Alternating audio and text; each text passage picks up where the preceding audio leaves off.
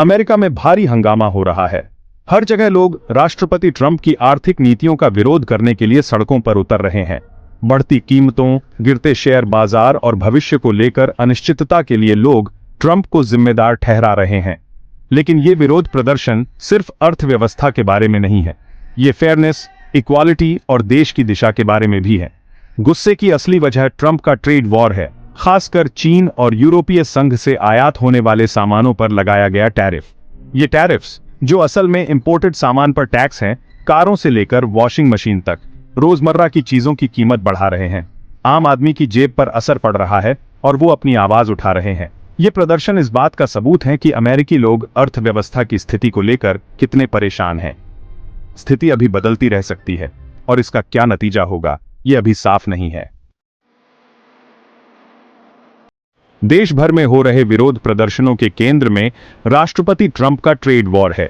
चीन और यूरोपीय संघ के सामानों पर टैरिफ लगाने के उनके फैसले ने विवादों को हवा दे दी है। समर्थकों का कहना है कि ये टैरिफ्स अमेरिकी नौकरियों और उद्योगों को अनफेयर फॉरेन कंपटीशन से बचाने के लिए जरूरी है।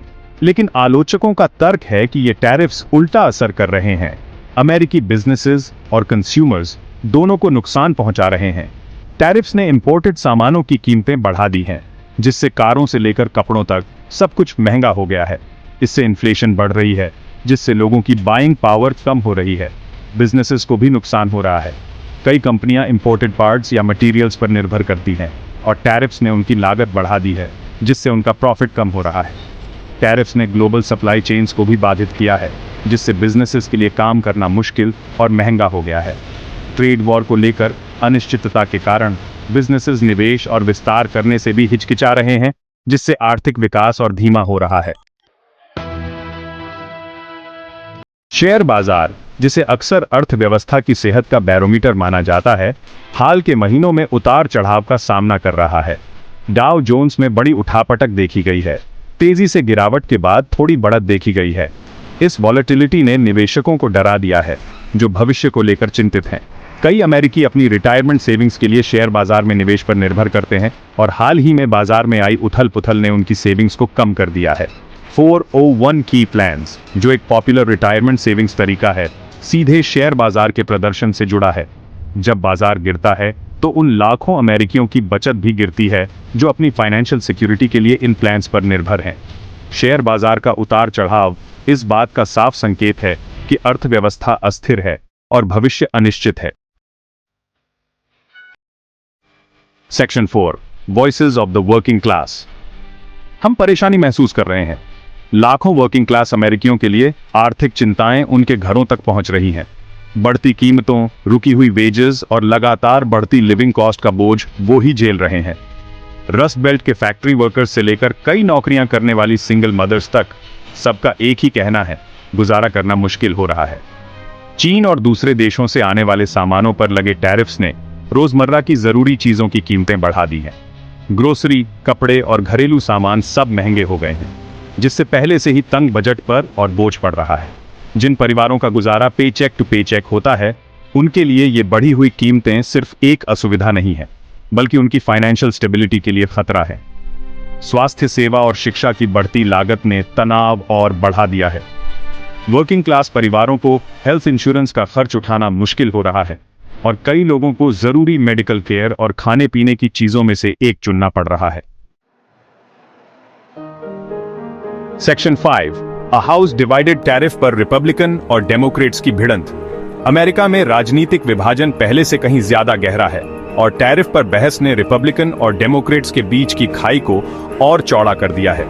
राष्ट्रपति ट्रंप अपने अमेरिका फर्स्ट नारे के साथ अपनी प्रोटेक्शनिस्ट ट्रेड पॉलिसीज पर अड़े हुए हैं। रिपब्लिकन सांसद आमतौर पर राष्ट्रपति के एजेंडा का समर्थन करते हैं, लेकिन ट्रेड वॉर के आर्थिक नतीजों को लेकर चिंतित हैं।